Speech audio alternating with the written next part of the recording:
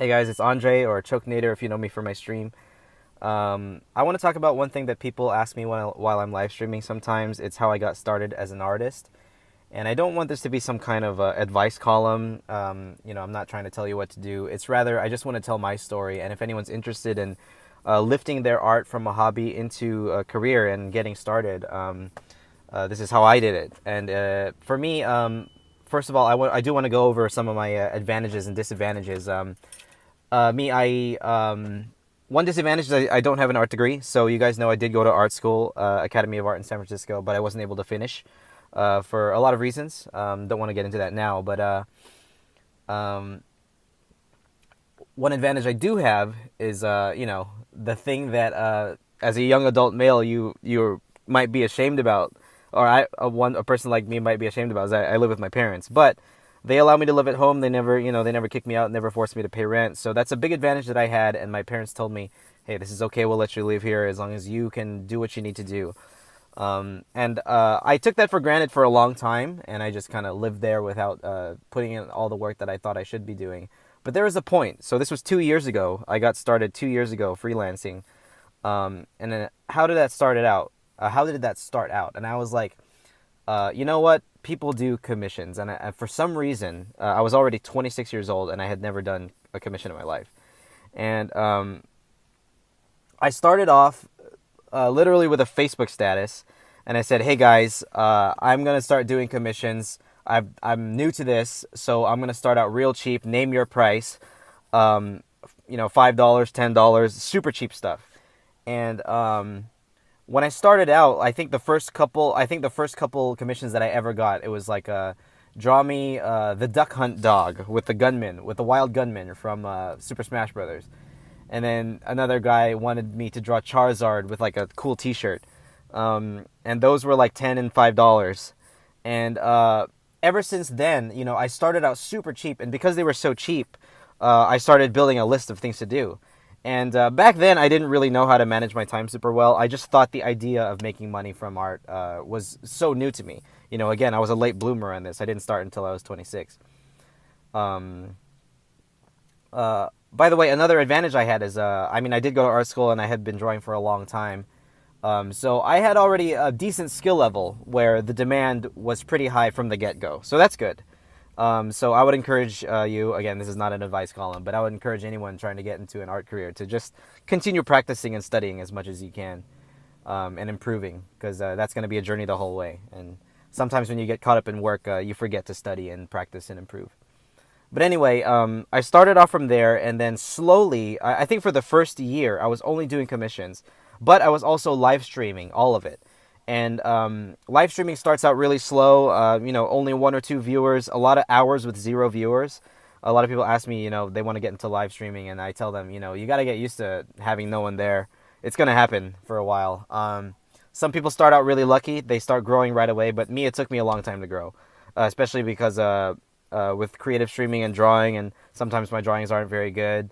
Sometimes people don't really want to watch, and sometimes I'm so concentrated and I don't want to talk to people, and they don't want to watch. But eventually, I learned to develop rapport. I learned how to read the chat and be really interactive, and streaming got better and better. And eventually, I got the Twitch affiliate program. So that was like the two sources of income, and the Twitch affiliate program didn't come till much later. I think after a year of being of live streaming on Twitch, and I finally got it. But it had also recently come out that time. So anyway, I just started. I kept doing commissions, and they went up $15, $20, $30, $40. A lot of video game characters, cartoon characters, and then I thought, okay, why don't I start selling prints at like conventions and stuff? Now this is it's pretty hard because conventions usually charge a lot for a table.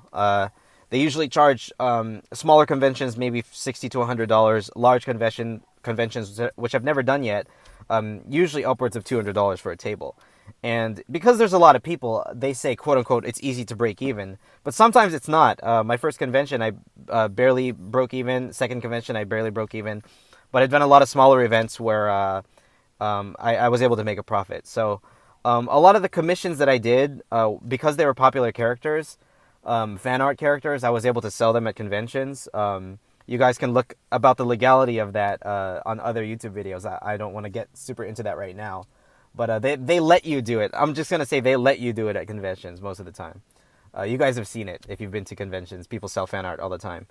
Um, but anyway, that was like the third source of income, selling prints and stuff. And I tried my best to continue doing that, but it was really stressful, and I felt like it wasn't really my thing. I know a lot of people really enjoy doing that, and that's the life they want to live. And I know there's some people who make a lot of money at every single event they go to because their artwork is conducive to art prints. For me, I'm kind of hit or miss. Like, I'm not really great at backgrounds. My use of color has grown over time, but it still wasn't the best when I started doing conventions. So my prints wouldn't really sell too well. So, the thing I got into, I kind of took a break on that, but I told myself, if I don't enjoy this, what do I enjoy? I want to become an animator, so I wonder what I can start doing for animation for money. And I got really lucky one day. So, they say good luck comes to those who work hard. So I was live streaming almost every day for the past couple of years. And there was a point last year, about a year ago, so the second year into my freelance, a Twitch streamer hosted me. That means they send their viewers over to you. And I had maybe 3 to 5 viewers at the time. And she brought over like 30 or so viewers. And her name is Cassie Draws. Shout out to Cassie Draws. She has an awesome stream. She recently became Twitch partner, I think. She's really awesome. She's a painter. But anyway, she hosted me. And she really loved... I was doing a game animation at the time. So on my free time, I do game animation and game development and film screenwriting and webcomics and stuff like that. The stuff that I want to do, my own creative content that I want to do, which doesn't really pay at all. I just do it because I want to, keep the future in mind. Because I'm always working on my future projects, my big long-term projects.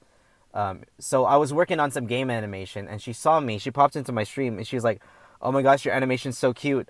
I would love for you to draw a Twitch alerts for me." So Twitch alerts are when you guys may have seen these, when a live streamer gets a new subscriber or a new follower or a host or a donation.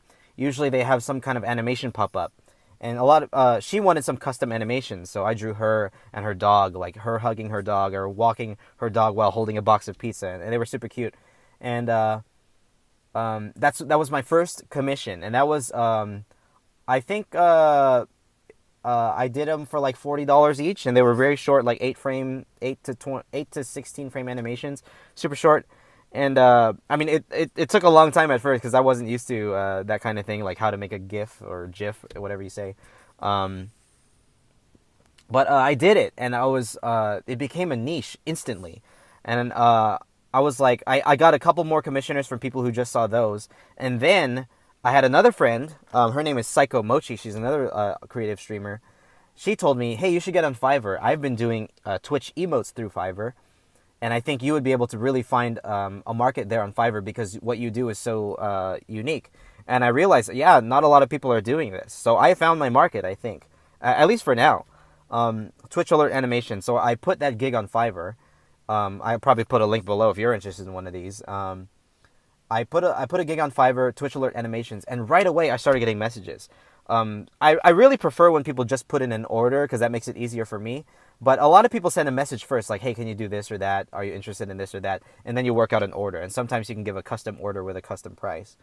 But I started doing that, and that has been my business for the past year. And that has been paying decently well, along with live streaming and selling prints from time to time at random events, especially gaming events where they let me table. The fourth thing I did for a very, very small source of income, which can grow can kind of scale up, is Redbubble. And I started uploading some of my prints that I had already made onto Redbubble because for me it was a bit of a hassle sometimes to go to the printing place, grab the prints, and bring them to an event and then sell them and talk to people all the time. That can get exhausting. So I was like, why don't people just buy some of these online if they want to, and I would be able to sell to people from far away. And so I put a lot of the prints I already had on Redbubble. Some of them were taken down due to copyright, but that's okay. I figured out what kind of stuff you can put up there and what you can't. And since then, I've been also, adding stuff slowly to my Redbubble gallery. And I literally, this is very small amount of money. I'm talking, you only get maybe less than $1 per purchase because they take a big cut, and I want to keep my prices low because they do distribution and manufacturing. So for me, it's pretty passive. All I have to do is upload my artwork, set the background color, and then kind of compose where they are on the piece, like the T-shirt or the print or whatever, phone cases, stuff like that. So it's literally like a month. I get less than $20 a month from Redbubble, but it's something. And I have about 30 pieces on my Redbubble, but you can upload up to 3,000. So I know that if I continue slowly, putting things up, putting up cute drawings and stuff I want people would like to see on stickers and stuff like that, I'm gonna start getting into more Catholic art soon, so I can start expressing my faith, in my art. A lot of you guys are not even religious or whatever, but do what is personal to you. Not just fan art and stuff like that, not just popular stuff. Fan art and stuff is a great way to start. Again, this isn't an advice column, but I think for me, I enjoy myself a lot more when I'm doing things that are personal to me. So I'm gonna start doing Catholic stuff pretty soon, and I think that there's a wide market for that too. So those are like the 4 things that I do for income: commissions, live streaming. So illustration commissions first, live streaming, selling prints, and then animation commissions. I guess that can go in with commissions in general. And then Redbubble, which is a online market where I just upload art, and it's mostly passive income. Now, some people do Etsy, some people do Shopify, Big Cartel. There's a lot of places where you can sell stuff online. But that's pretty much how I got started, and I've been doing that for the past couple of years, and it's really grown. And my only goal in the very beginning was to match minimum wage. Like, think of minimum wage and let's see if I could make that much in an hour. And it took me a long time to match that. Like, I quit my job at the deli a couple of years ago to do this, and it took me a long time to match it because the hashtag starving artist, that is real. That's some real stuff. It's hard to make money if you don't really know what you're doing. But for me, the only way for me to learn to quote unquote know what I'm doing is to just start trying to earn and expand the ways in which I can earn. And I feel like me, I still consider this first couple years a getting started first couple years, because I feel like there's so much more potential for me to grow as an artist, and I just want to help everyone out, and hopefully my experiences will help you out. If you want to become an artist or a live streamer or whatever you want to do, just get started in selling something. I watch a lot of business videos. I watch a lot of Gary Vaynerchuk, and to get started, if you want to make money, you have to sell something. There's no other way, really, to make money, right? You got to sell something. You got to sell some kind of service or sell some kind of, sell something. Think of something that you can sell, and you'll find your way. If you just keep doing that, you'll find your way. And that's all I got to say. Thank you guys for listening. Hope that was helpful or valuable to you in some way. I love you guys. See you on my stream, and I'll talk to you later. Peace out.